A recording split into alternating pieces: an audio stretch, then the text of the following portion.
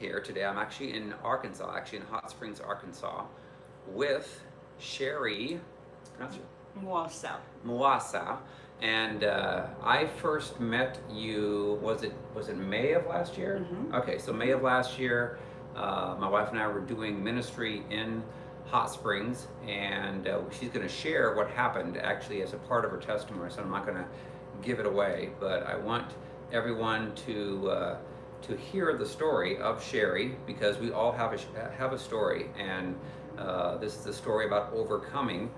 The enemy wants to come against us always, and when we have to overcome hardships and things that were not fun in life, normally what happens is the Lord uses whatever we've overcome to help other people that are struggling with the same things. So without further ado, I'm going to turn things over to Sherrie. I'm going to find out a little bit more about her. So where did you grow up at? I grew up in Arkansas, in Benton, which is about 30 minutes outside of Hot Springs. Okay. And what was life like for you as you were growing up? Okay. Well, I was a preacher's kid. Okay. My dad was a pastor of a church by the time I was in 4th, 5th grade. Okay. And then was youth pastor all my teenage years growing up. Okay. And I'm very grateful for that foundation and the word and everything, but it was also a very religious upbringing. Okay. So I was, ended up being pretty rebellious. Okay. Yeah. I remember being like 5 and 6 years old and just loving God with all my heart. And I remember being a teenager going, this is not the God I know. He's nice. Yeah. Yeah. And so. Yeah. Essentially, like religious, as I view it, is a lot of times there's a lot of stringencies and rules, and listen to what I say, but there's no love that's behind it like Jesus had, right. Or fruit of the Spirit potentially. Right. So, yeah. Yeah, and everything, like my whole quote-unquote discipline was, can I do this or can I do that? And it was always, what will the neighbors think or what will the church people think? Not, if you do this, explain consequences, or, you can do this or this, but it was, what will people think? So I learned how to put on that perfect mask and make people think. Yeah. And that's why I think a lot of the pastors' kids and or missionary kids, MK, PKs, oftentimes turn to rebellion because they see some hypocrisy within the life. And if they see that, then it kind of turns them away from God, saying, I don't want anything of this because this is kind of fake. Yeah. So when you were, say, in middle school, high school, what was life like for you? I was pretty happy. I was starting to get rebellious, but by the time I got in 10th, 11th grade, I wasn't near as rebellious, and I was very happy with the youth group at church, and my dad was youth pastor, and we had so much fun, and we did all these trips and stuff. And then trouble in the church went south, and my parents got hurt, they left, I got hurt. So I just wanted to go out on my own and just party and have fun, and they wouldn't let me, so I got married. That way I can move out of the house baby. Okay. Yeah, and I see a lot of that actually in the people that I do ministry for. A lot of personal sessions where people will move out once they graduate from high school, and then they're gone. There's some things that they've had at home, and they don't want to have to endure some things or rules and so forth, and then they start life. And so, what was life like when you got married? Well, it was a nightmare. I mean, I had been sexually abused by a cousin growing up, and it was never talked about. It was never dealt with.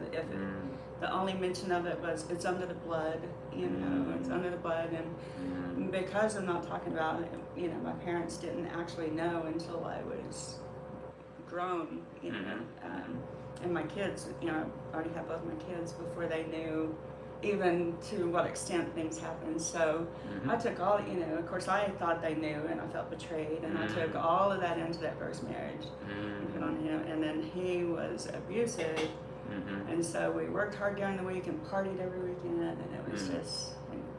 And I'll say this to the viewers is, I've done, thousands of personal sessions with people, and About 90% of the people I take through inner healing and deliverance have either been touched sexually, have been shown pornography. So it's extremely rare that a person's not been affected by some type of a sexual violation in their life. And then that oftentimes will cause them to struggle themselves with purity and other things that it leads to. So it's very, very common. And it's also very common that nobody knows about it. You know, if something happens to the child and they're a little boy, a little girl, and they keep it quiet or keep it a secret, or the person that touches them or violates them threatens them and says, if you say anything to anybody, I'm going to really hurt you, or I'm going to hurt your mom or hurt your dad. And so they don't know what to do with it, but yet it does not negate that demonic spirits will have legal right to start giving that person thoughts and urges and things that they don't know what to do with. And then eventually, if you're still in the church, you start to feel oftentimes condemned by those spirits, telling you that you're bad, you're this, you're that, and you want to get free, but you don't know how to, because the church has done a horrible job of explaining how to get healed, how to get delivered from that stuff. So I'm thankful that you're able to share and be transparent with that, because there are so many people that are just, they feel ashamed. They're like, oh my gosh, I've never told anybody this, and they finally tell. Right. And I was like, well, now we can actually help get healed from that, because otherwise, you know, you struggle, and it's torment. So all right. So you went through the marriage, and how long was the marriage? We were married about 1.5 years, got divorced for 6 months, got remarried again for about a year. Wow. Okay. And then after that is when I started using meth for the first time. Okay. And I had been, before that I had been drinking, so when I was married, we drank all the time.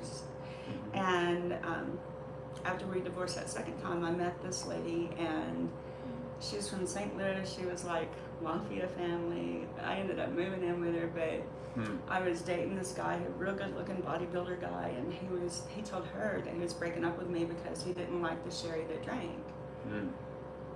I couldn't believe it, because I walked into the club, drank 2 double Jack and Cokes before I could even say hi to anyone. I did not think I was a person until I drank. Okay. So she said, I'll give you this $100 bill if we'll go out tonight, go clubbing, go dancing, do everything you do, but do it without drinking it. Then and I'll give you this $100 bill. So we went out, and it was really, really hard to have a good time at first, but I ended up having a blast and dancing, having good times. Got the $100 bill. And at that moment, alcohol kind of lost its control over me. I drank on and off after that.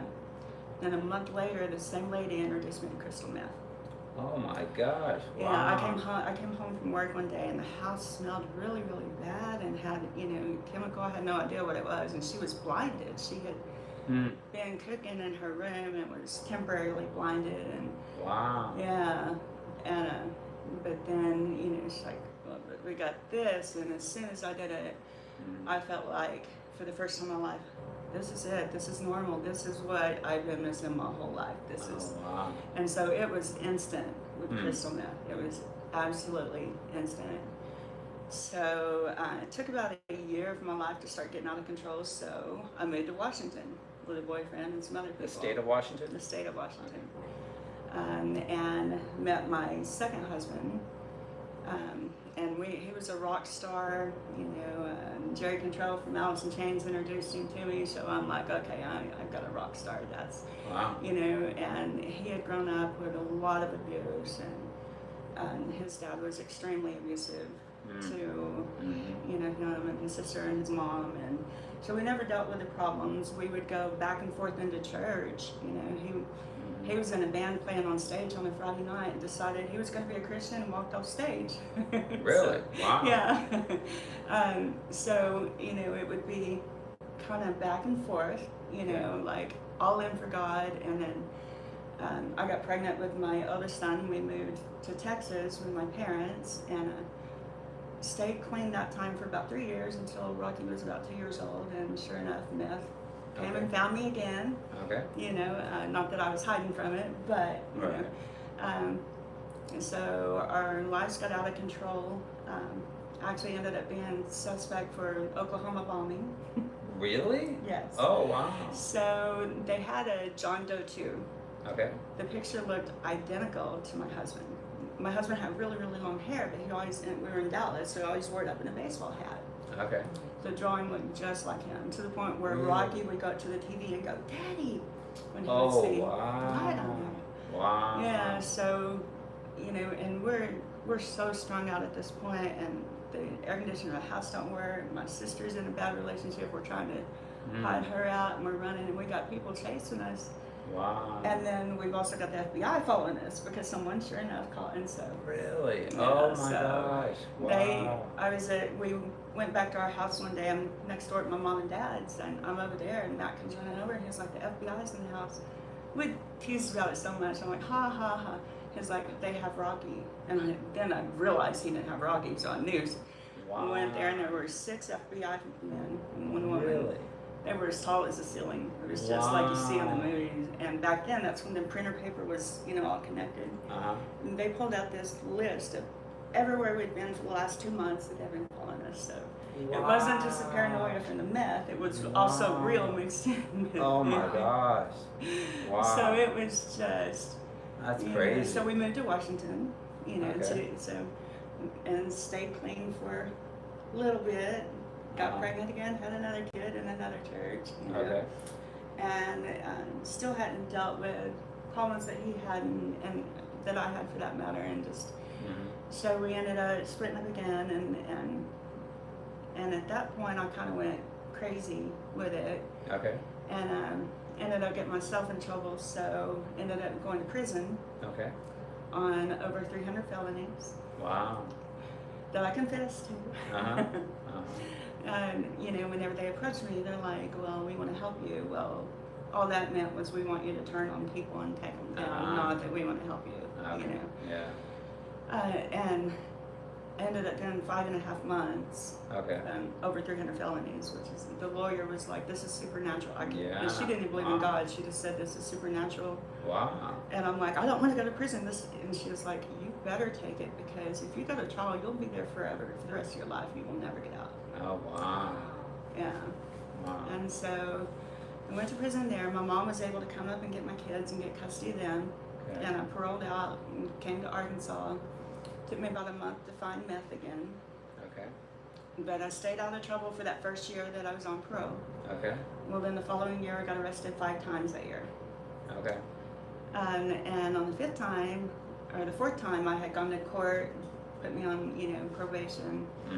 And 18 days later got arrested again. And this probation officer, John Willem, hi John, he, big man, like 6'8" maybe, just a, you know, and looked down at me and he goes, "You're either going to rehab or prison, and I'll make sure you do every day of those 10 years. I'm like, "Hey, let me try rehab." Okay. So, so I went, and it did explain to me that, you know, it was addiction. It was stronger than me.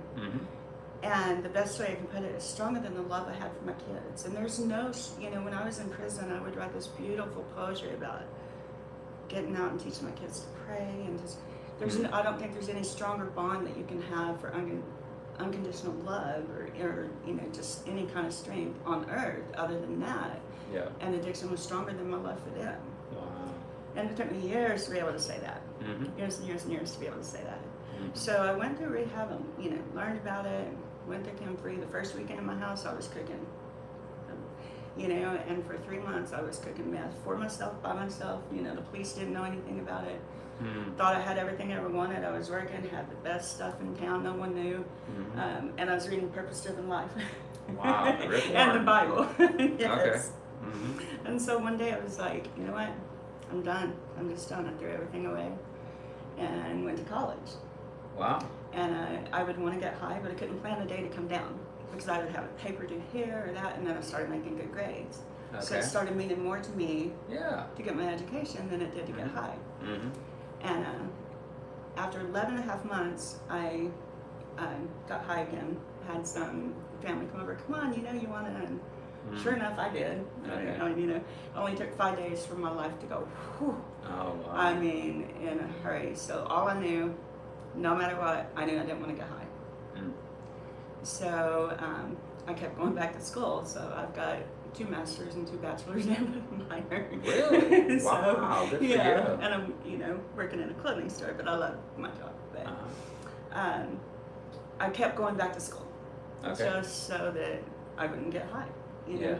Yeah. And then, I did all the programs. I did AA, NA, Crystal Meth, Covenant, Celebrate Recovery,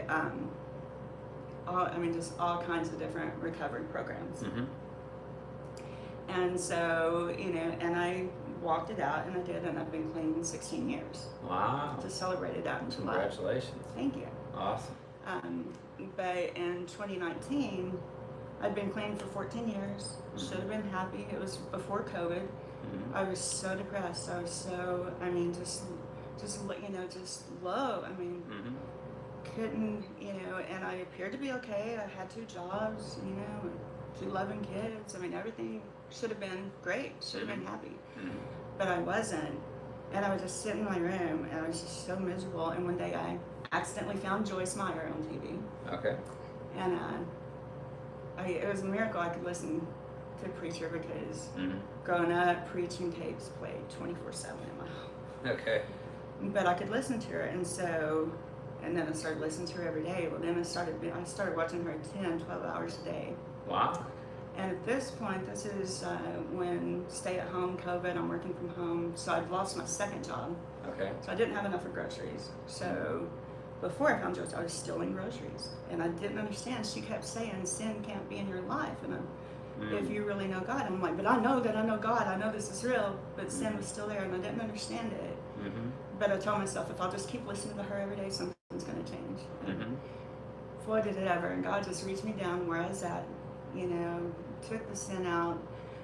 And it was hard. The first time I went and bought groceries, yeah, it was a lot to pay for all of them. Yeah. Yeah. Those self-checkout lanes are dangerous. I don't think that should be allowed, because, it was just too easy to do. Yeah. But anyway, that wouldn't have fixed my circumstances. It was God that fixed my circumstances, not the lack of self-checkout. Yeah.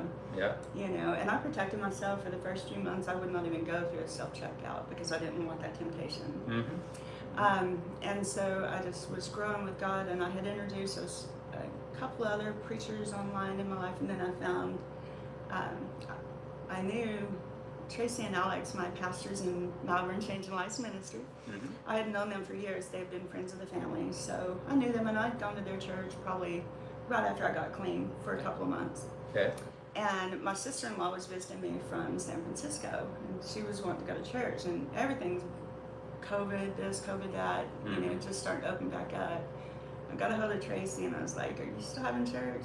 Mm-hmm. Well, the day that I went, I go in the back, and there's this lady walking around speaking in tongues. So I'm like, you getting ready to sing or something? And she goes, no, I'm a prophet. I'm getting ready to prophesy. And I was like, oh.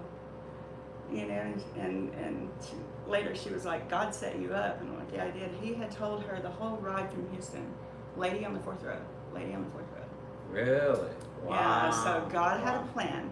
Okay. So by March of last year, I was all in. I was like, God, I'm yours. All in, whatever you want. And so immediately I started writing a new recovery program. Wow. Because I realized all the recovery programs, even the best ones, the faith-filled ones, they don't include Holy Spirit, and they don't include deliverance. So I dove in and learned everything I could about Holy Spirit and deliverance. Okay. And that's how I ended up watching you. Okay. So how did you hear about Richie Willis had come to our Friday night fire service. Okay. And said that you were going to be there. Okay. And the next day I was like, I'll try it. Not that it, I didn't feel like I needed deliverance, but I wanted to learn. Because I'm very careful. I was very careful about who I listened to and who I took information from, because there's too much false. Yes. But I trusted Richie, so I came to hear you. Okay, and just for the viewers, as I first heard of Richie, met him in November of 2020, and spoke there at his church and did some personal sessions with people. And then I remember him telling me, if you ever want to come back through here, let me know, and I would love to have you come back. So then my wife and I got married in March of last year, and then in May she started to travel with me for 3 months, and so that was the first stop we made on the tour was How cool at that? Brother Richie's church. here in Hot Springs. And so how cool was that? That's amazing. That's so cool. I didn't know that part. Yeah. So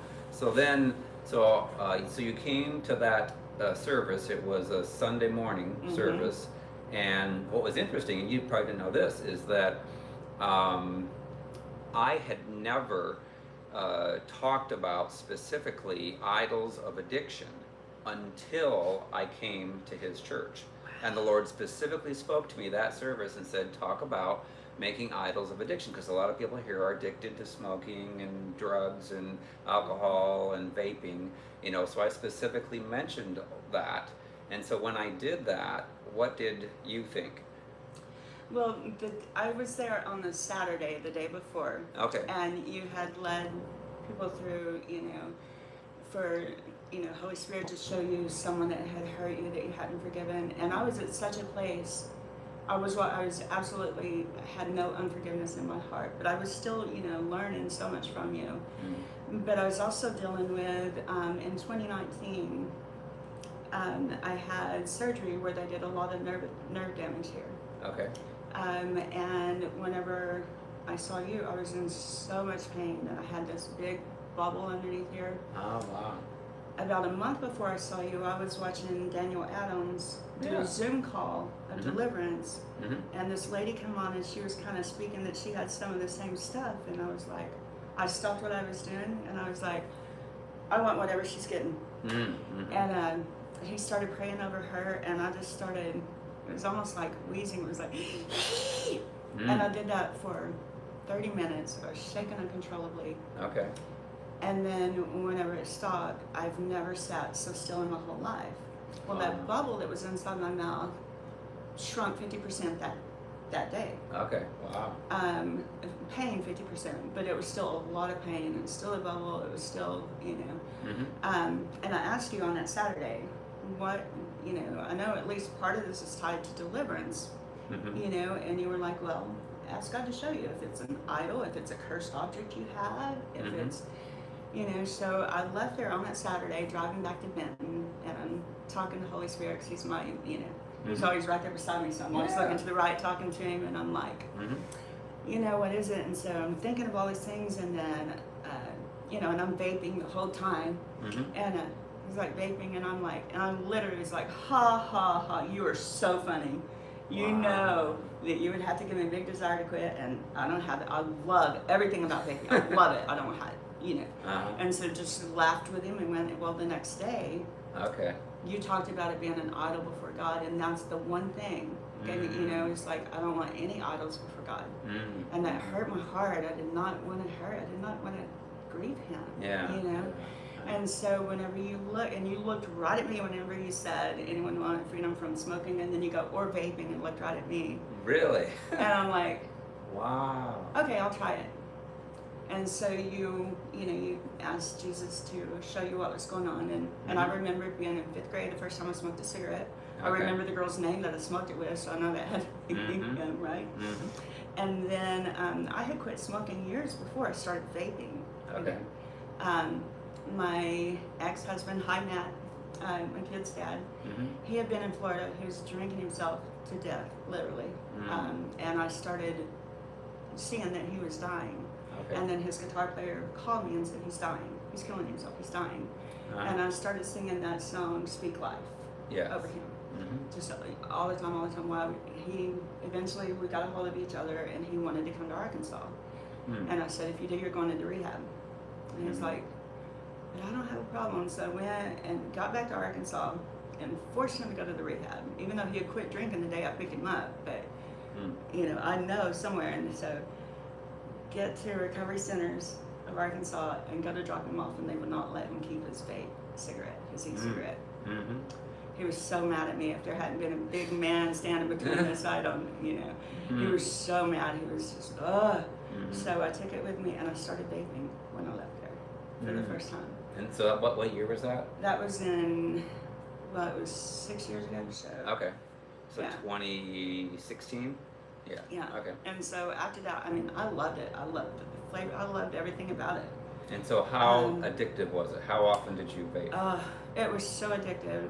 Okay, so for example, I lived 2 blocks from my mom and dad at the time, and my dad was in very poor health by this time. Okay. And my mom called and she needed me there instantly. I'm only 2 blocks away. That's why I lived 2 blocks away, so I could be there for them. Mm-hmm.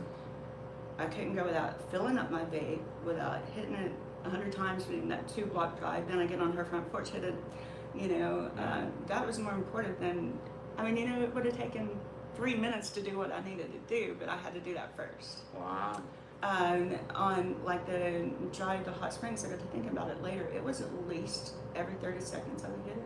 At least every 30 seconds. Wow. It was a stronger addiction than smoking, drugs, alcohol.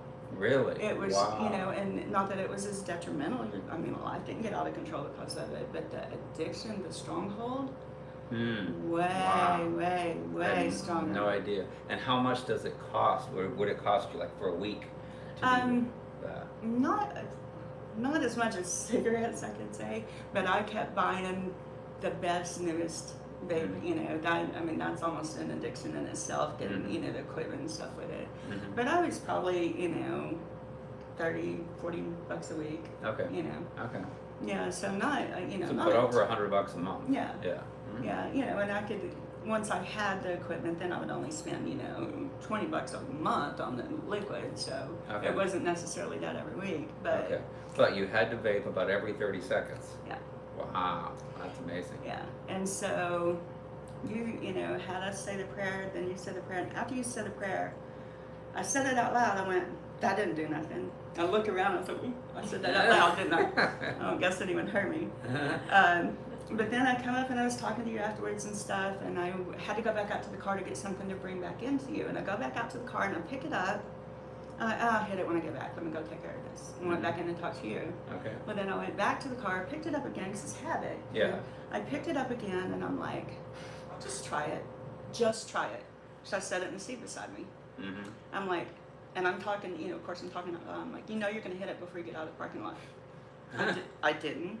You're going to hit it before you get to the main road. I didn't. You're going to hit it before you get to the freeway. I didn't. I drove from Hot Springs to my church in Malvern without hitting it. Wow. I knew I was delivered because I couldn't go 2 blocks with my dad needing me desperately. I don't remember if that's when he had fallen or something, but it was something where she needed my help that instant. Okay. I couldn't do that. Yeah. But I went from Hot Springs to Malvern, 30-minute drive. Wow. And I walked in and they had already started and people were giving testimonies, and I immediately went up and grabbed the mic and I'm like, I just got delivered from vaping. You guys won't believe it. And and they all knew how addicted I was to it, Okay. And but I knew, and wow. I don't crave it. I can be everyone in the room can be vaping for that matter. I don't crave it. I don't think about it. Wow. Every great once in a while I look for it, but even when I first stopped, and even that 30-second habit, it wasn't like that. I would think about it maybe once a day, and now I think about it maybe once a month. Just look for it, and then I'm like, oh yeah, don't do that. Wow, but that's amazing. Yeah, and cigarette smoke, every once in a while I still crave it. I smoke, drugs, every once in a while I still crave that. Vaping, nothing. Wow, Yeah. wow. So what did you, I think you mentioned to me before about how sometimes you get healed over time of addictions and so forth, and then when the Lord delivers you, when you agree and you don't want to do that, God cannot override our free will. I always preach, because it's like if you want to do something, God's not going to stop you. But when you want to, and then the Lord delivers you, how it can be an instant thing where you no longer have to struggle with that. So I guess when you think about some of the programs that people have to try to get them to be delivered from addictions and so forth, what would you say about deliverance and that method being an instantaneous versus maybe trying harder and some of the programs that are out there? There's such a difference. So working through the programs, they do work, and I would never bash them. They help so many people. But it's the hard way. It's like white knuckling all the time, and your main focus is on not getting high. Well, I had already learned, being clean for 14 years, I was miserable. So I always say that can't be all there is to it. But that's where your focus is, and even the meetings start you off, stabbing yourself in the foot. Hi, I'm Sherrie, I'm an addict. No, that is not my identity. This is my identity. I'm a daughter of the King. But just that instant deliverance. That way, and it has changed my whole program. I'm writing a program about, told you about delivering. It has changed my whole aspect of recovery. Because if you can get that instant deliverance from the drugs, from the alcohol, from all that, then you can focus on what you need to be focusing on, which is God's purpose, what He wants for your life, and who you can help. Absolutely. And those programs, that's why they do the 12 steps, because they do help you change your life and change who you are, and reach out for help. Call on, they call it higher power, but they also say the Lord's Prayer, so we know we're talking about God. And I mean, AA was taken directly out of the book of James. So that part of it is a miracle, but being able to just focus on that instead of not using, that being your main focus is night and day. And how many other people have you talked about with your deliverance from vaping? Oh, everyone I can come across, I tell everyone, just because it's such a miracle, and just knowing that, and it's incorporated into, I'm actually writing the book about the recovery, and I've got 16 steps instead of 12, but it's not, like when you work the 12 steps, you eventually get to have those promises fulfilled. You eventually get that relief. With the program, God's writing with me, it's instant. As soon as you surrender, you feel that relief. Awesome. The rest of it is, daily affirmations and then walking through, some stuff. And, one of the most valuable steps, in fact, after hearing you, I'd already written the steps, but I changed the order of 2 of them and put, I choose to forgive everyone, including myself. And I put it above, because I was binding demonic powers before I was doing the forgiving, and I switched those two, so that you forgive, then bind the demonic powers. And initially, my first set of steps and stuff I wrote out, I was casting out the demons and the stuff, whoa, bind them. And I kind of learned the hard way, praying deliverance over someone that wasn't ready for it. And you talk about 7 times worse with meth. It's scary. That's why it's important to get the wounds healed, because if you don't do that, I can command the demons to go, but if that person still has anger and bitterness, and for the person they've not forgiven, and it does say in Matthew 6:14 through 15 that if we don't forgive others for their sins against us, then God cannot forgive us for our sins, and that gives legal rights to the demons to keep tormenting us, giving us all those thoughts, drawing us back into unhealthy addictions and other things. And so when we get the wounds healed, we've truly forgiven, then you can take authority, command the demonic stuff to go, and be instantly delivered. And that's amazing, because there's a lot of people, I tell people, everybody who's been addicted to anything, and there's so many that have, it all goes back to getting hurt, getting wounded when we were little kids, and then having decisions we make along the road that are influenced largely by those demonic spirits, giving us the thoughts and the temptations, do this, do that, you'll have a high, you'll feel better, and it's only a temporary, and it always leads to something more that's bondage for that person. So and even people without addiction problems, just that that demonic influence that you always got without giving that true forgiveness. And in fact, I was so excited about you coming to Arkansas, and anticipating, and then God showed me a couple of weeks ago that I had some unforgiveness back in there, and it was, not from past ones, it was from something that's happened in the past year. It's kind of unjustly fired from a job, and that boss, and it was like, I thought I had forgiven, and I realized I had these thoughts coming up over the last 2 weeks. I'm like, oh, okay. And I had kind of hit a writer's block as well.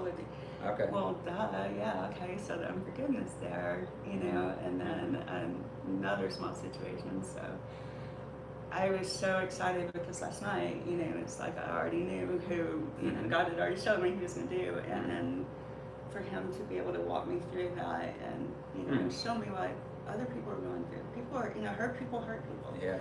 Yes.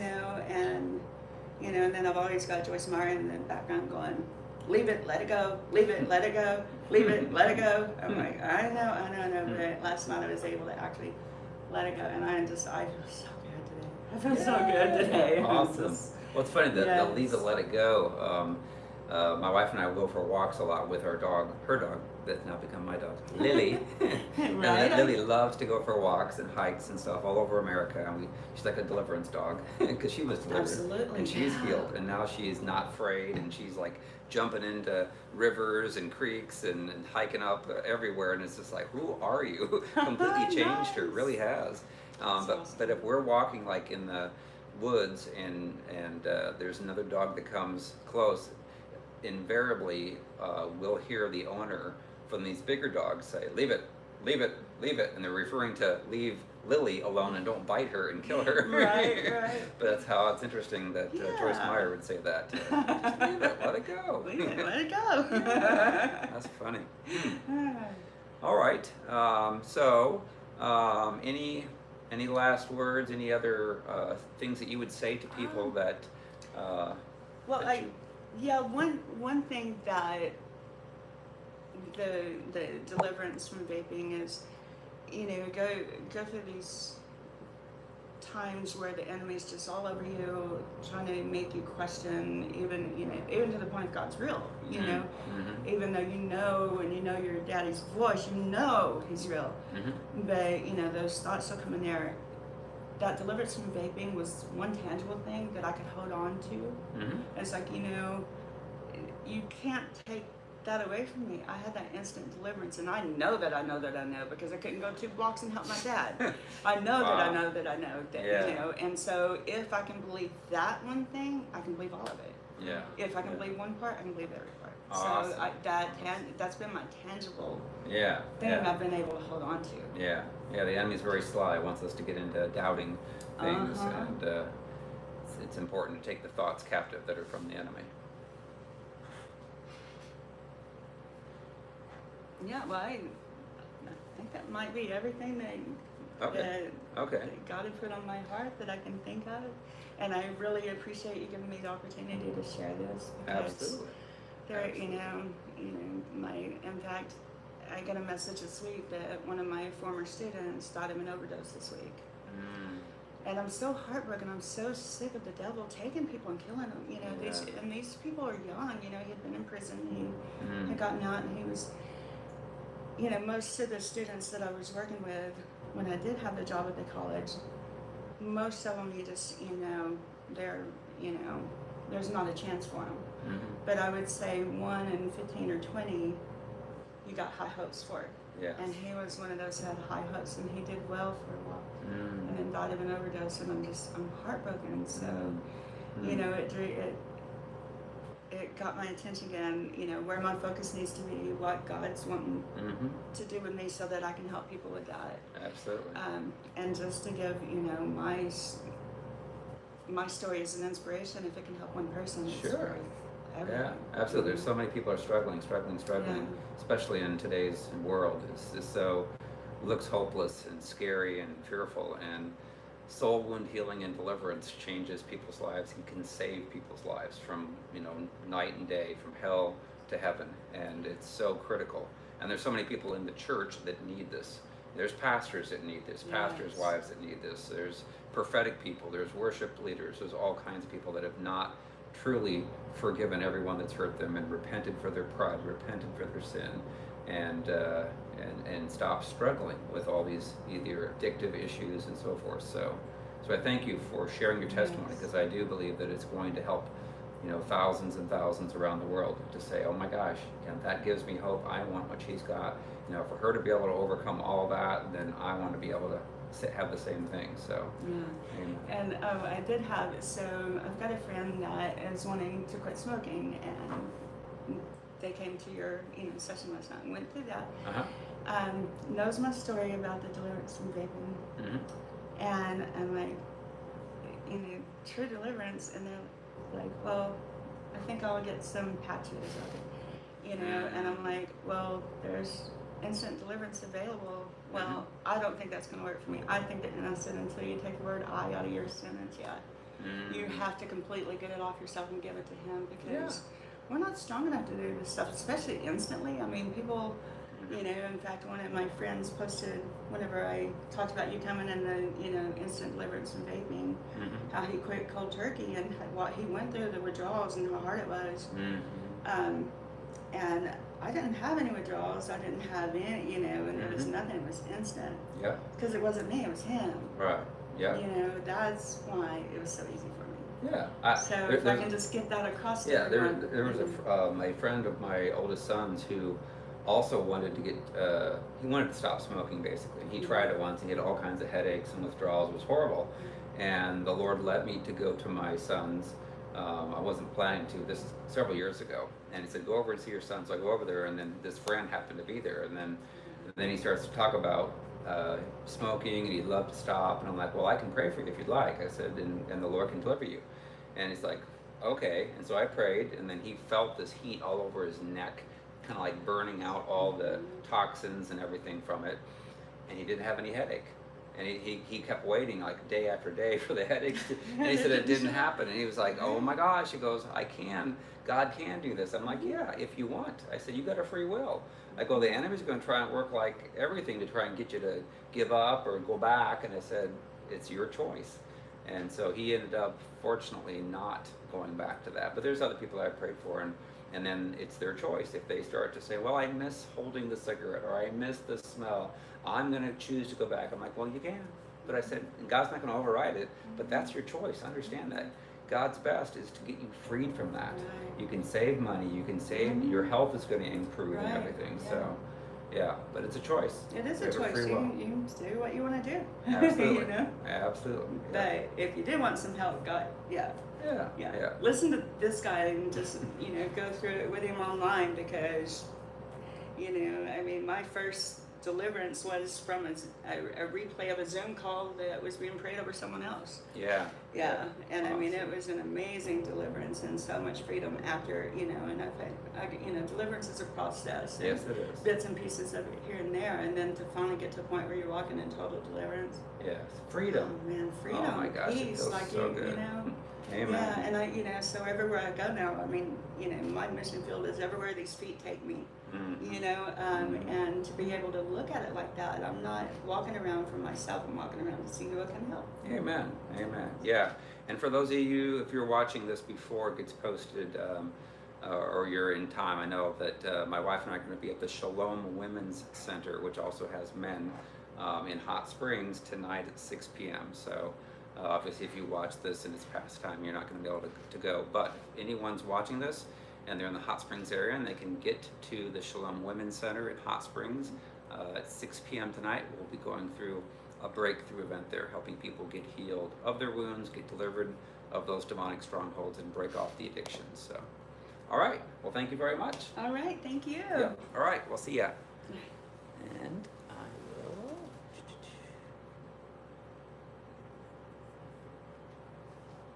That was fun. Yes. Let's see. You were born for this, lady. Thank you. You did so good. There we go.